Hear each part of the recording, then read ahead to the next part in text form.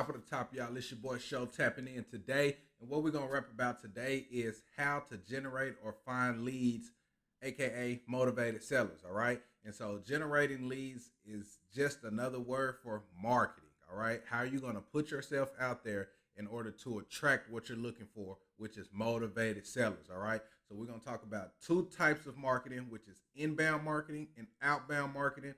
I go over what the difference is, some different types of those marketing channels, and then I'm going to let you guys in on a secret and let you guys know what our favorite marketing channel is and why. I'm even going to break down the numbers so far for us for 2022 from that marketing channel. All right, let's get it. Inbound marketing and outbound marketing. You're probably wondering what is the difference, but it's pretty simple. All right, inbound marketing is when you put something out into the world in order for your target audience to come to you. You're going to put something out there, set it and forget it, and your target market is going to hear it or see it and reach out to you. All right. Outbound marketing is where you have to directly reach out and touch your consumer or the person that you're marketing to. All right. So that's going to be literally by direct communication. All right. Not just putting something broad out like inbound marketing, but literally reaching out and touching your client. Okay. And seeing if you can convert them to be an actual, dollar or closed deal. All right. So we're going to start with inbound marketing, which is my favorite. But before we get started, I have to let you guys know it doesn't matter if you're doing inbound or outbound marketing.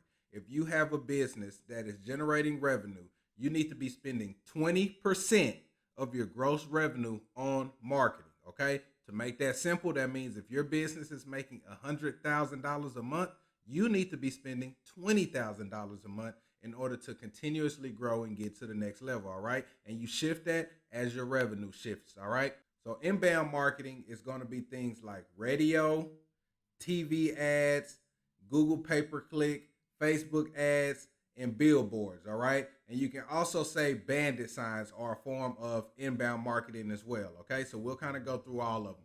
Now, bandit signs are the signs that you see on the side of the road. People stick them in the ground. They simply say, we buy houses cash, any condition, things like that, all right? That's inbound marketing because you get that printed out on that board, you stick it in the ground, forget about it. And hopefully leads will reach out to you, okay? You put that in the ground and leads start coming in.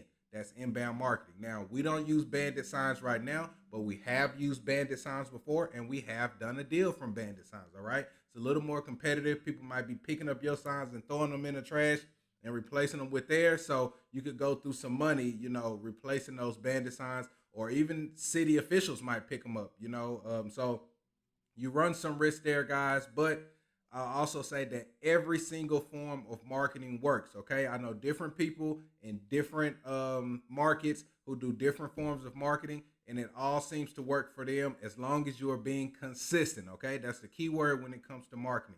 The more people see you and see something that you're marketing and putting out, the more likely they are to be attracted to you and end up doing business with you, okay? So whatever form of marketing you choose, be consistent. Now, next, we'll talk about Facebook ads as a form of inbound marketing, all right?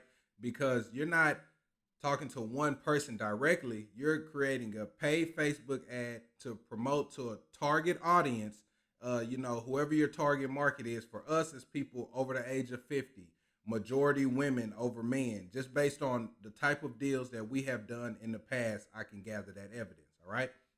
So whoever you're marketing to on Facebook, you just create that ad, whatever your lingo is, whatever the picture or video is, that correlates with that. Pretty much just sending out the message that I buy properties. If you're looking to sell, if you have a distressed property, I buy them, okay? So Facebook ads is a great way for inbound marketing. Now, I say Facebook over Instagram or other social media sites because most people who are up in age didn't catch on to other social media waves, all right? So they may not have a Twitter or, a TikTok and things like that, but they still have Facebook for the majority of them, all right?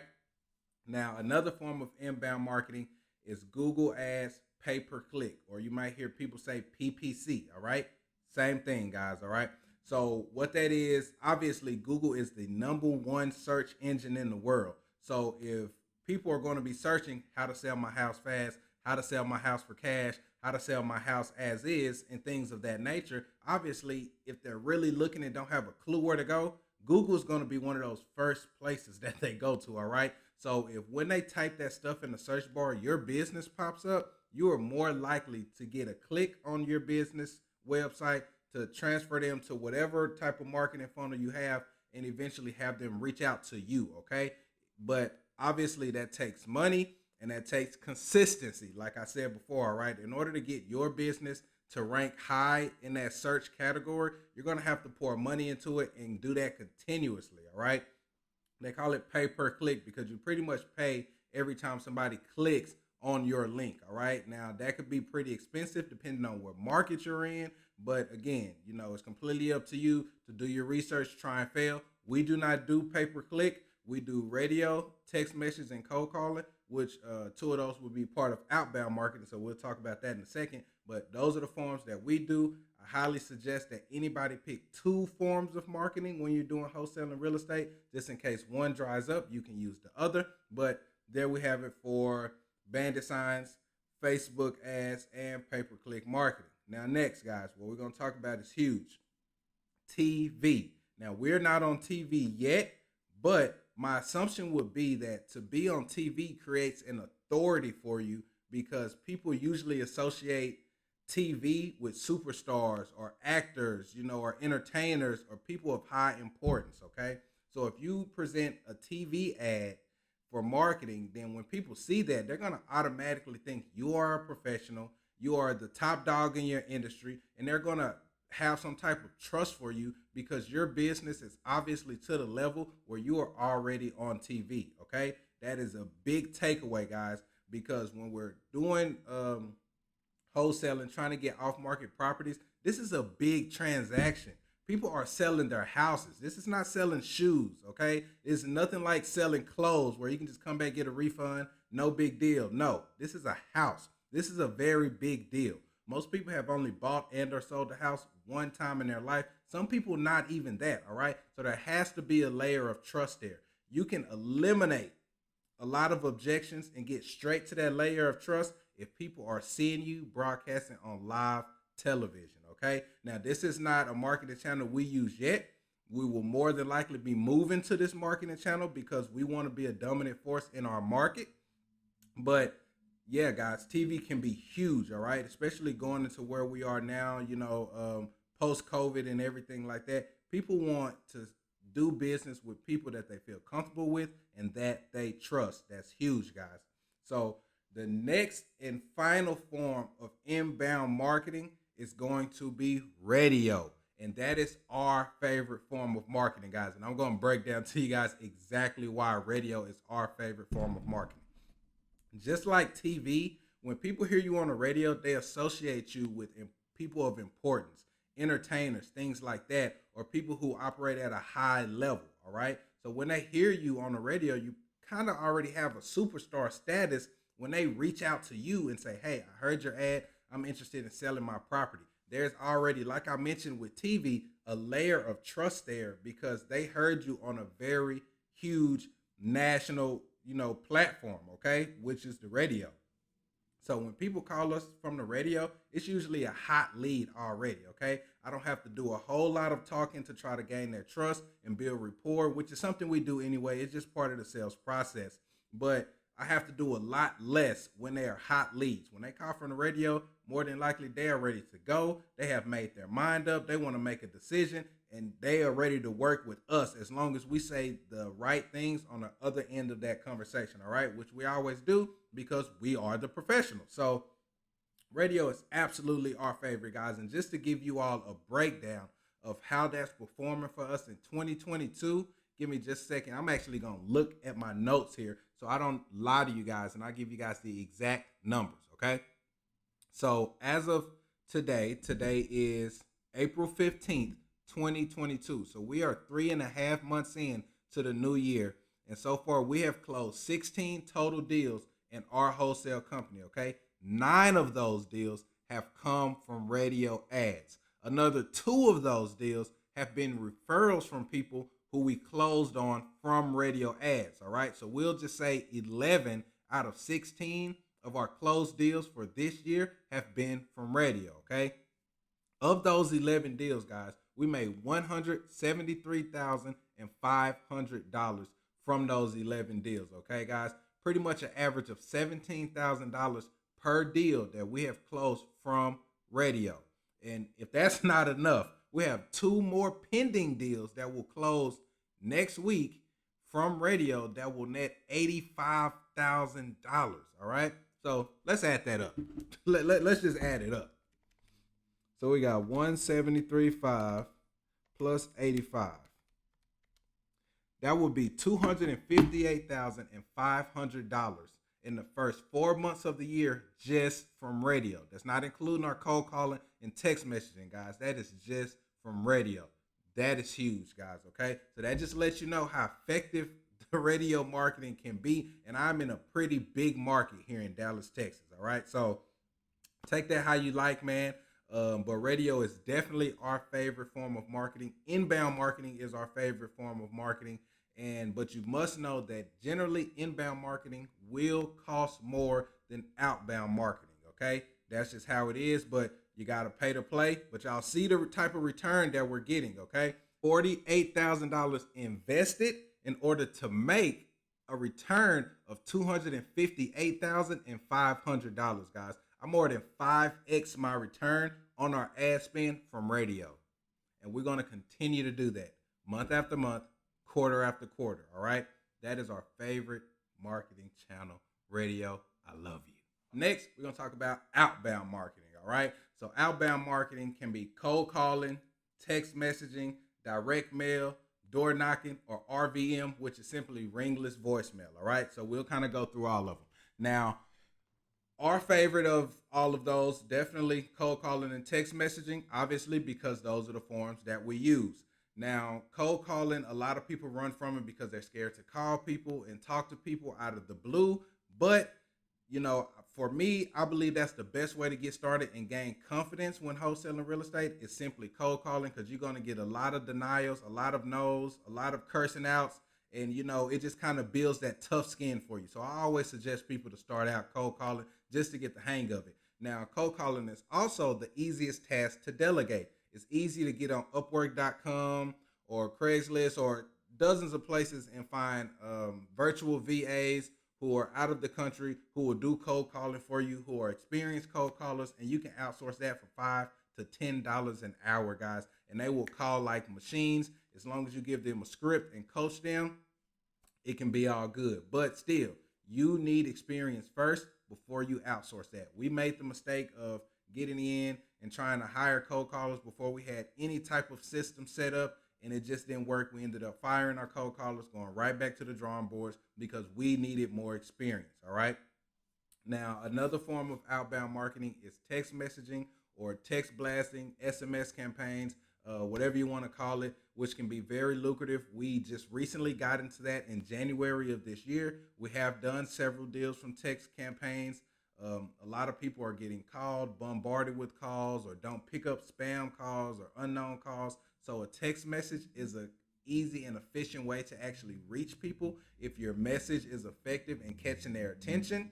And then after the second or third text message back and forth, you want to go ahead and give them a call or see when's the best time for them to hop on a call. Some people may not want to talk on the phone at all. They might only want to text, but you want to stray away from the text messaging as quickly as possible, okay? If you send them an initial text, they engage with you, they express interest in selling, you want to get them on the phone as quickly as possible to go ahead and qualify them, get them an offer, set an appointment, whatever's next, all right? So text messaging can be really good because you can text blast, meaning you can send thousands of text messages a day, depending on what platform you use. And so if you can make 4,000 text messages at once, get a lot of replies, cipher out the potential leads from the dead leads, you know, and take the people who have potential to the next level with the phone call, schedule appointment, whatever.